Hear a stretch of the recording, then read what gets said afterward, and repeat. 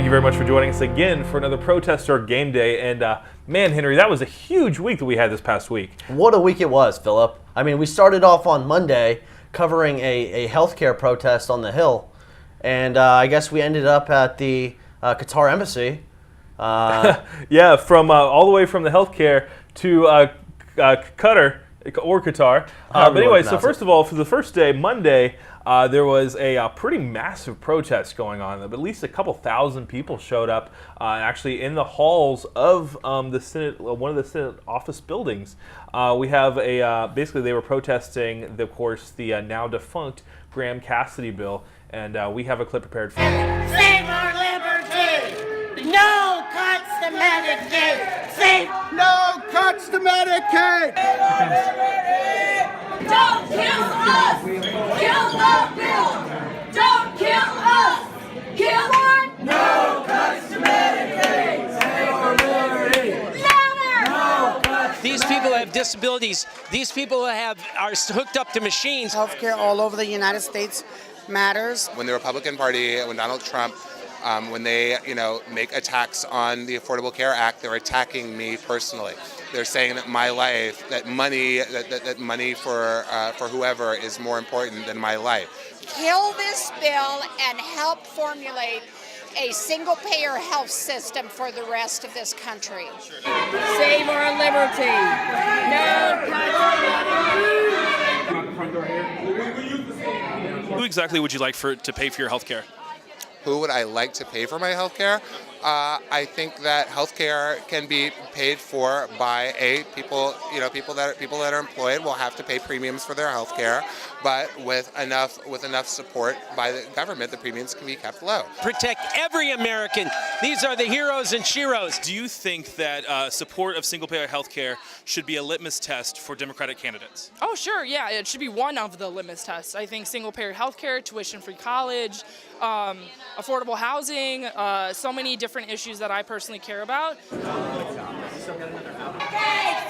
liberty! Kill the bill! Kill the bill! Kill the bill! Kill the bill! What do you think about the fact that they completely rewrote the bill last night? I think they're jerks. For some reason, they get inspired by the night fairies and come up with this stuff that hurts all of us.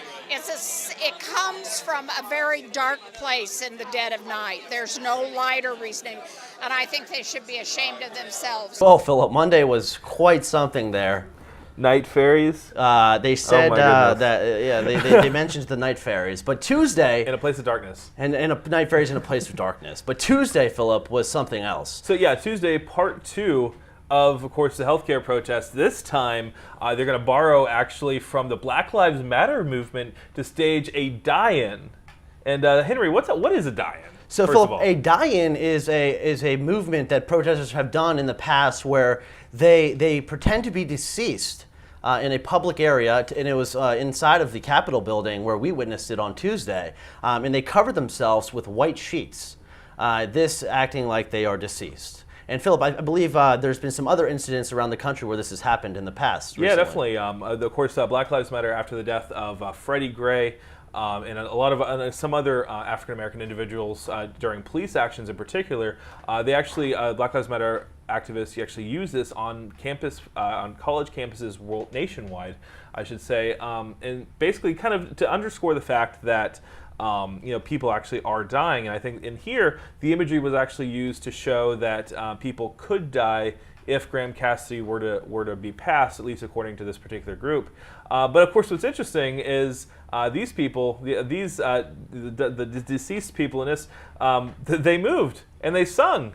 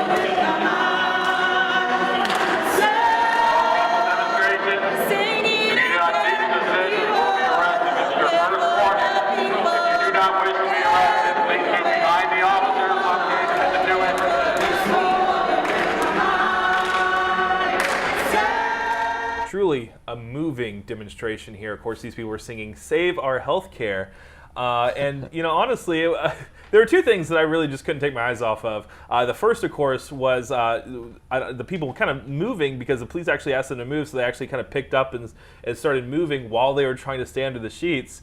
But there was something sticking up. It looked like this guy was had his head up or something. I don't know. It was just it kind of took away from the whole thing for me. But also, I think what's really interesting here is that they're trying to save the health care here that they've been chanting. But when we actually spoke to people, it seemed like a lot of what they were wanting was to actually completely destroy the healthcare system. They wanted to completely make it basically single payer. I mean, I think that you couldn't really find anybody in the crowd that actually really supported the current system of healthcare. Yet that was kind of what they're saying. If you change our healthcare in this way, we're all going to die. Henry, what do you think about that? I thought that was extremely interesting. And in talking to senators, we would not get a straight response on whether they would speak about us. They would support single-payer healthcare or not. And this was sparking interesting messages from the crowd. When we asked them, I said, "Why? Well, this guy just came up to you and delivered you pizza, but he won't answer a simple question to you if he'll defend single-payer healthcare, which is something that you're out here defending." That's definitely true. That's definitely true. And of course, I think it's really interesting to note, just as an aside, Senator Bernie Sanders of Vermont actually wrote and introduced a healthcare bill that would introduce a single-payer option and expansion of Medicare. But essentially, basically, a lot of these progressive Democratic senators took a very long time to support the bill, if any. Senator Cory Booker, although he did end up co-sponsoring the bill, it took at least 2.5 weeks for him to actually respond. But that was just the second day. So yes. We have another 3 days. So Wednesday, Philip, you're down there on the Hill again. Yes, definitely. This time covering a rally. If you could tell us what you saw. This is actually what we call on Washington, D.C. a legislative day, where essentially one group comes up to Washington, spends a lot of money to get a bunch of people out, and to basically what they do is they do office visits to try and get more funding or something. This is for the Head Start program. This is a government program that's designed for low-income families, so students have the ability to go into it's a preschool basically, and it's kind of an extension. Basically, Bernie Sanders and other progressives, they want to expand and mandate free preschool. Too many E's there. And essentially, this would be an expansion of that program if it was ever actually introduced into law. But this program here, these people here that were affected by this bill, that are affected by this program, they were lobbying for more funding and more government grants so that they could offer more services to more people. Now, Philip, if I'm not mistaken, I think you were caught up in a little dance, dance, yeah. huh? I mean, It seemed like it was a positive everybody was vibe. happy. There was at least 1,000 people there. Everybody was happy. Everybody was dancing. And I couldn't help but get into the fun. We have a clip on that too. I earned my stripes. I went from 0 to my own hero. You held me down, but I got up. Already brushing off the dust. You hear my voice, you hear that sound. Like thunder gonna shake the ground. You held me down, but I got up. Get ready, 'cause I've had enough. I see it all, I see it now. You're gonna hear me roar.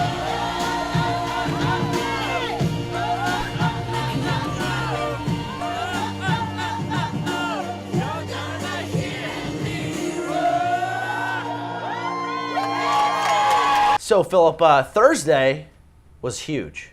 Yeah. We were outside Trump International Hotel, That's where right. a group of protesters, pro-life protesters, pro-choice protesters. Pro-choice, yeah, sorry. not Let me clarify that. Pro-choice protesters were outside of Trump International awaiting the arrival of Supreme Court Justice Neil Gorsuch. Yeah. And we had some trouble getting some responses as to why exactly they were there. Yes, and now we have a video, but before we go to that, I just want to kind of break down the absurdity of this particular protest. So we have pro-choice groups protesting in front of Trump International Hotel because Supreme Court Justice Neil Gorsuch was a speaker there at a private event, which, according to the people that we spoke to, was equal to if Gorsuch had actually given a campaign donation to President Donald Trump. Now, of course, the reason that they chanted that, or basically reasonably, they would chant, of course, that Gorsuch was a sellout, magically because he was giving money to Trump, but also selling out in some way. Nobody really knew, and nobody really wanted to tell us why. Here's a clip. What democracy looks like. This is what democracy looks like. Show me what democracy looks like. So why are you here? Hi, actually, I've never been commenting. I'd rather not comment. Thank you, though. No comment? Okay. How you doing? I'm fine. You guys are supposed to stay off of this. They've been asking us to steer clear of this. If you guys could please just move over here. Okay. We don't want to bother the police. Absolutely. So, Standing in the middle of the sidewalk. so what are you doing here today? I'm here to protest. Can you just move him? Who are you here to protest? You guys need to move. You need to move. You need to move. You've now prevented a guy in a wheelchair. So what do you have against Supreme Court Justice Neil Gorsuch? Don't stick that in my face. You said that the group speaking is a... All right. Good. Yeah. What was she telling you? She's talking to me about something else. Okay. I am here to protest. Who are you here to protest? Oh, What are you saying to the people about us, ma'am? What are you saying about them? I'm not going to give you any interview. Sorry. Why is that? You're the communications director of this group, correct? No fear. Immigrants are welcome here. No hate. So why are you here today? You haven't spoken with us. Immigrants are welcome here. No hate. What brings you here today? Fear. Immigrants are welcome here. No hate. No fear. You no comment? Immigrants You would are think you're at a welcome here. No protest that hate. you would speak about No why you're fear. protesting. Immigrants are welcome here. No hate. Okay. No fear. Immigrants So now we have people are welcome here. blocking No our hate. shots No fear. in front of the here. So Immigrants are welcome here. No hate. No fear. anything to say? Immigrants are welcome Okay. here. No hate. So here we are. Hey, what are you guys doing here today? Welcome here, no hate, no fear. What are you guys doing here? Welcome here, no hate, no fear. Why would you guys answer the question of why you're here today? You're protesting. We're trying to give you guys media, welcome here, trying to give you guys media coverage. fear. What's going on with this? welcome here, no hate, Can you tell us why you're here today? are welcome here, no hate, no So yeah, they're all in our face, screaming, refusing to answer why they're here today. Immigrants are welcome here, no hate. Hey, how you doing today? Why are you here?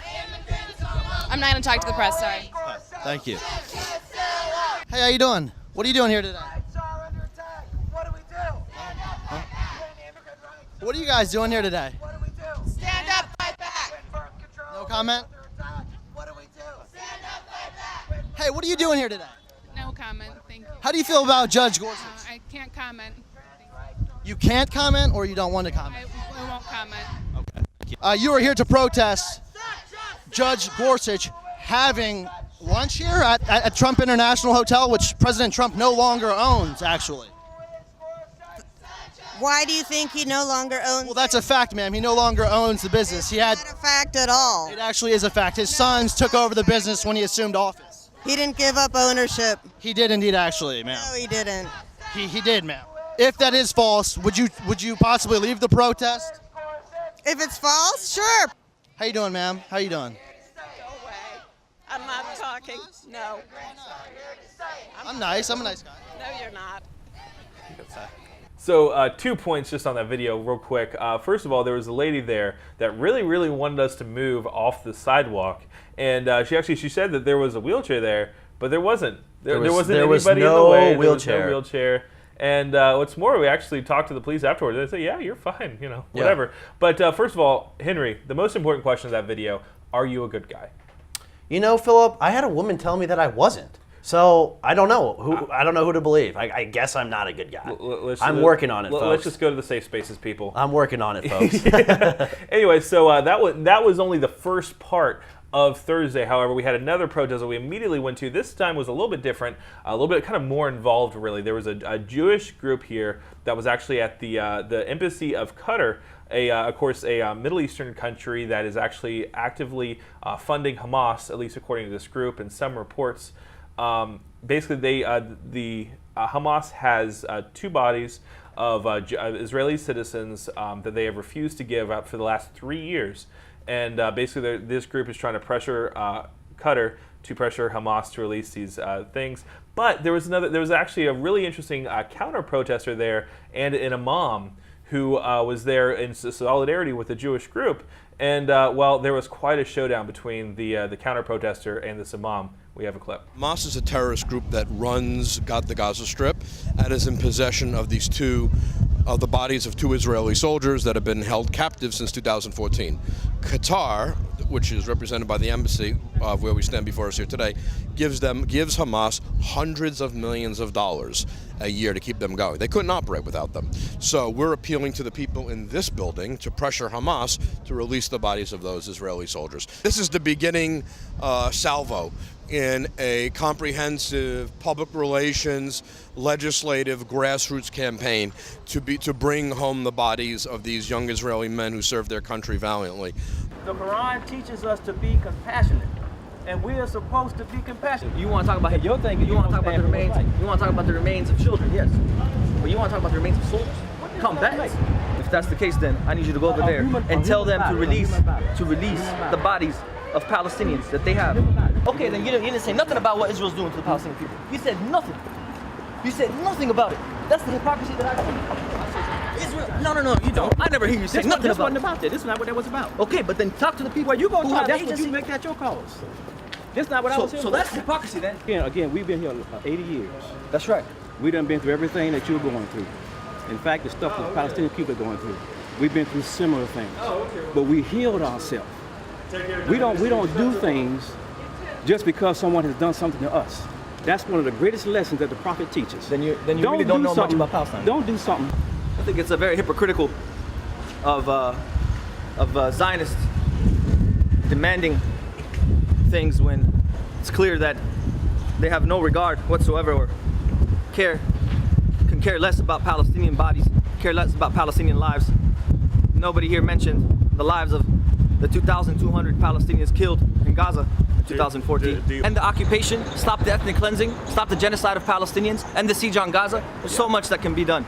So much that can be done. This community is wasting their time. Wow, that was definitely a very kind of irate counter-protester there, of course, wanting, pressuring this Muslim religious leader to hold these Jewish people accountable for, however many Palestinian lives this one man holds, this group accountable for. And I think that, it was really kind of interesting because we approached this event in one way, but then it just kind of went an entirely different way, and we actually were able to see kind of the two different poles of Islam in the United States. We saw one that's active, obviously very active. One could say very militant, or at least kind of leaning that way. And of course, the other side and this is an imam who actually worked with President Barack Obama on a lot of peace initiatives in the Middle East. And I think that's really, I'm very glad that we were able to get that. But as you can see, it's been a very, very busy week in Washington, D.C. And you know what? This weekend is almost supposed to get better just because, well, not better, but more exciting. We have the Racial Justice March. Thousands of people. There's a group here that's been actually preparing for this the entire week. So we're going to be that's going to be on Saturday. So please stay with us on Facebook for that. We'll be bringing that to you live. That's a must-watch, folks. That this is going to will be a must-watch. Fascinating. But thank you very much, Philip Stuckey with the Daily Caller News Foundation. My Twitter handle is @TheRealPStuckey. And this is Henry Rogers with the Daily Caller News Foundation, and my Twitter handle is @HenryRogersDC. Thank you very much, and hope you have a great night.